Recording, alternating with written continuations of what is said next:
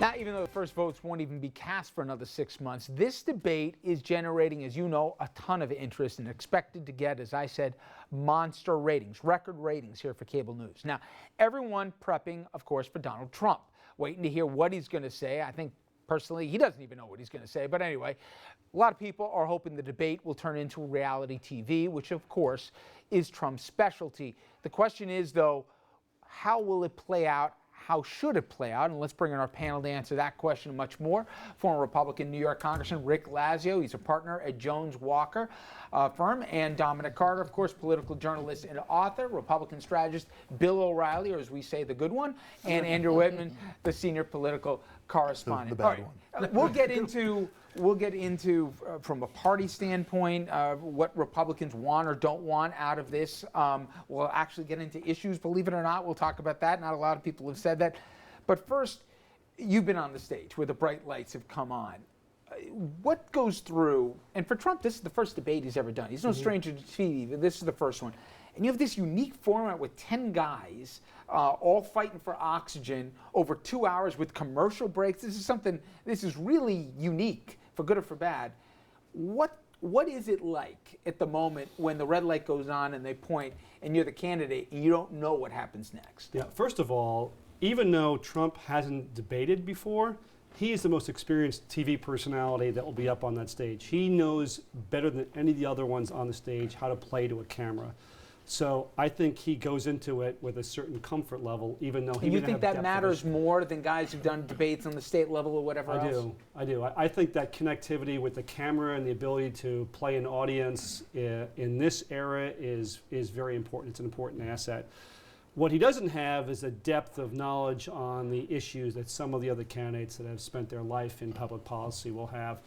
My guess is they've spent a fair amount of time going into this debate, prepping for it, going through issues, doing some mock debates themselves, as I've done for presidentials, and so they'll be anticipating how to answer certain questions like on immigration, Planned Parenthood, taxes, the economy, jobs. There'll be a set number of issues that they should be prepared for, and they'll have some answers also if you get stuck on something and you go blank. People may remember you helped Romney prep, right? In 2012 for the debates, right? Actually, 2008, I played Giuliani during the primary debates there. So, you want to keep the candidates relatively calm and comfortable. You don't want them to be uptight and nervous going on there. You don't want them to snap. You want them to be likable. I think the likability factor will be important tonight. The person who can turn a joke but be clever and be cutting at the same time. Look for Huckabee to be that person, for example, if I had to guess one. Dom, there's a question. I know Trump, he's been downplaying expectations all week, but his thing is, hey, I'm not going to bring in a prep thing or whatever else. His argument, off the cuff's worked for me so far, look at the numbers. You buy that, or do you think he's got the equivalent of somebody like Rick, who's playing devil's advocate, is pushing him into debate prep? They're giving him caged and packaged answers. You know him better than we do. What's your expectation from Trump? I don't care what any candidate tells you. They are fully prepared going into a debate like this. Now, Trump is going to be Trump. And so I agree with the congressman that he advantaged Donald Trump, live television environment, and that's going to be enough where he's won no matter what tonight. You'll see. I agree he may bring a lack of knowledge. That wasn't your exact word, but the lack of knowledge is what's gotten him this far. So he doesn't have to come in tonight. People are sick of politicians, no offense, that talk forever and do nothing. But the one difference is that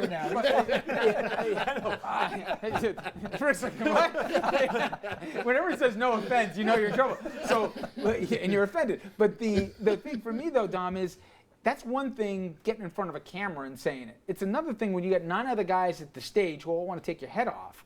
You make a statement here. Somebody's waiting to rebut you. Right, but it's Trump all the time tonight. Do you think anybody would care about this debate if he wasn't on that stage tonight? No, but I think, Andrew, there's as much peril as there opportunity for him, if not more so. For the folks, and the record numbers, Dom's right, they're looking for a food fight tonight. They want reality TV. Do you think they walk away at 11 o'clock disappointed or not? I think a lot of viewers will be disappointed. It won't be the food fight that a lot of people are expecting. First of all, Trump's got such a high bar for him in terms of how is perceived and how he performs in front of the camera that it's going to be difficult for him to clear that bar no matter how much he's tried to lower expectations.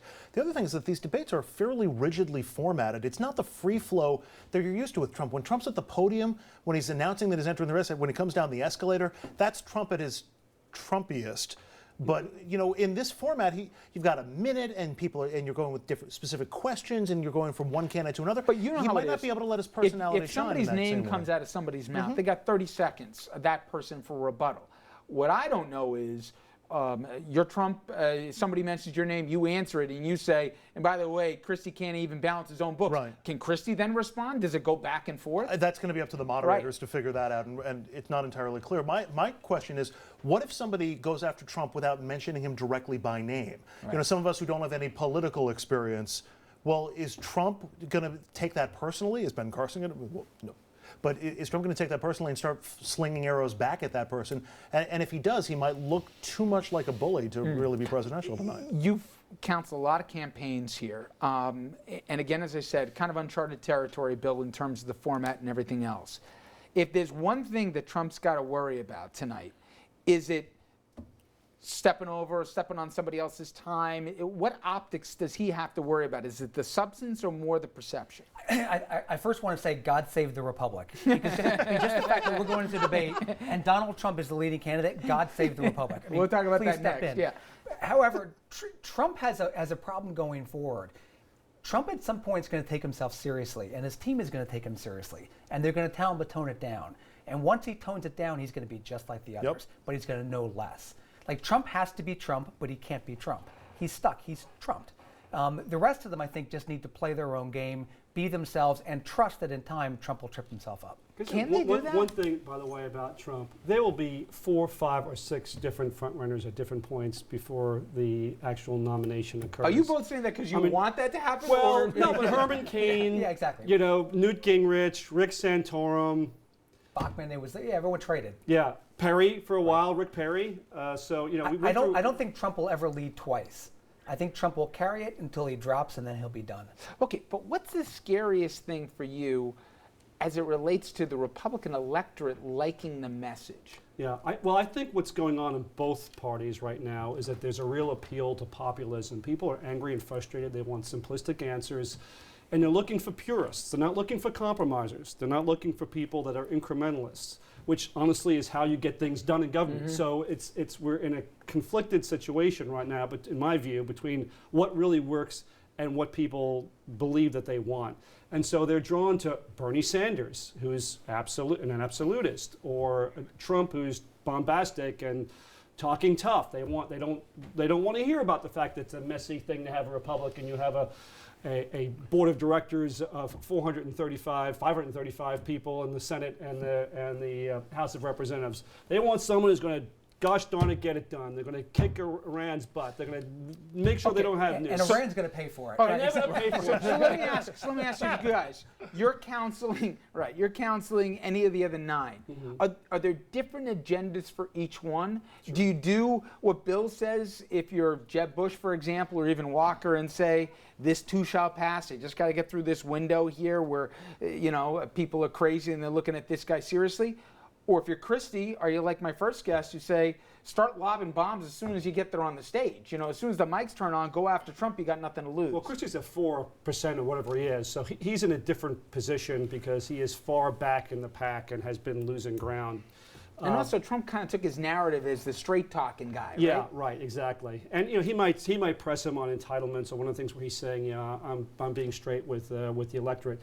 But for many of them, every time they mention Donald Trump, they're giving Trump more attention and more legitimacy. And, I'm not so sure if you're Jeb Bush that you take on. I mean, he's got some things to clear up here. He's got some things to prove during this debate because he's had some missteps. But I'm not so sure if I was Scott Walker, for example, that I would tangle with Donald Trump if that really helps him. And you guys agree?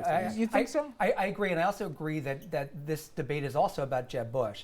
Jeb Bush stumbled a little bit this week. He wasn't clean. He wasn't clear. He wasn't articulate. He needs to be tonight. That's important. I also agree with the congressman pick of Mike Huckabee. Huckabee's someone who's got the perceived moral authority that can step in and say to Trump, now there, no more of this. There's something about Huckabee that I think can pull it off more than anyone else. I agree with Walker, don't tangle it, wait it out for the long term. The others, the Christies, they may take a long shot. They may But if throw you're a grenade in there. Kasich, if you're a Dominic, a Carson or whatever, what do you have to lose? Well, Kasich has a lot to lose. He's on his home court advantage. So he's going to do very well tonight. And from the state that he's from, the stakes couldn't be higher for either party, Ohio. But the one that has a lot to lose, I don't think the bar is high at all for Donald Trump tonight. All he has to do is be himself. The one that has a lot to lose tonight is Jeb Bush. First impressions are very, very important. And right now, if Bush comes off tonight as a little boy that Donald Trump is lecturing, that's not good for the man that appears to be the preemptive, if you will, Republican nominee. And so, in my opinion, Bush has to find a way to stand up to Trump, toe-to-toe, equal, because right now they're not equal. It's Donald Trump up here, Jeb Bush down there below. Imagine if I told you guys what Dominic said frighteningly accurately in June. You would have laughed me out of here. I put stones in my pockets, run into the ocean. Quick first prediction. I think Bush, Walker, Rubio, and Kasich will take the high road and try to act presidential. I think Huckabee, Christie, and Paul will be a little bit more aggressive. I think Ben Carson may be out of his element and may be exposed tonight. I think he might be, he's going to be surrounded by heavyweights, and I don't know if he's ready to play in that end All of the right. pool. Now, whatever we say, here we are, well into August now, and Donald Trump is 10 percentage points beyond the closest competitor, and some would even argue at this table, this dynamic tonight probably suits him better than the others. So, what about this for the grand old party here? What are some of the dangers, and what do they really want the party fathers to come out of this evening in Cleveland? We'll talk about that straight ahead.